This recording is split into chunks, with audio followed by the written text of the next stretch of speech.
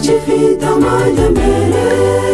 Abantu benshi bashaka amajyambere yayo, ntibibuke gushaka ubwami bw'Imana, byose bigiye kubapfira ubusa.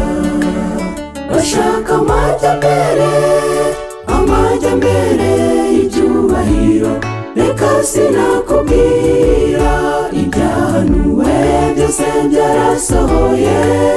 Tureke iby'isi bizashira vuba. Bashaka amajyambere, amajyambere y'icyubahiro, reka sinakubwira ibyahanuwe byose byarasohoye.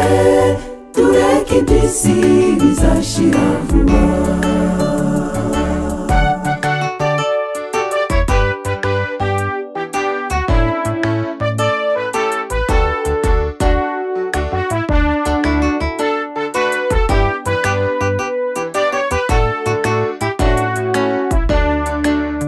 Ukuri kwamaze kwibagirana, Bibiliya bahinduye uko itari. Umwati ibyanjye nibyo bifite ukuri, tureke Bibiliya ituyobore. Bashaka amajyambere, amajyambere y'icyubahiro, reka sinakubwira ibyahanuwe byose byarasohoye. Tureke iby'isi bizashira vuba. Bashaka amajyambere, amajyambere y'icyubahiro, reka sinakubwira ibyahanuwe byose byarasohoye. Tureke iby'isi bizashira vuba.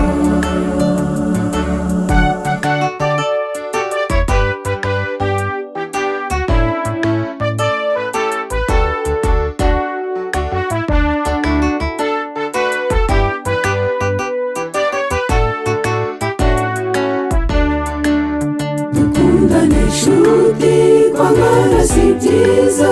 Tureke iby'isi turebe kujya mu ijuru. Gukundana si byiza, tworoherane.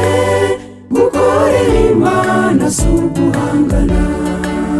Bashaka amajyambere, amajyambere y'icyubahiro, reka sinakubwira ibyahanuwe byose byarasohoye.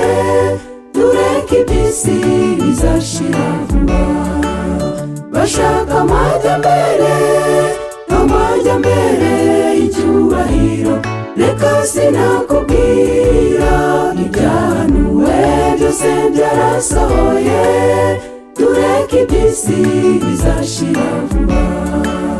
Bashaka amajyambere, amajyambere y'icyubahiro, reka sinakubwira ibyahanuwe byose byarasohoye.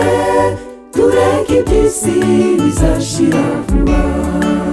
Tureke iby'isi bizashira vuba. Tureke iby'isi bizashira vuba.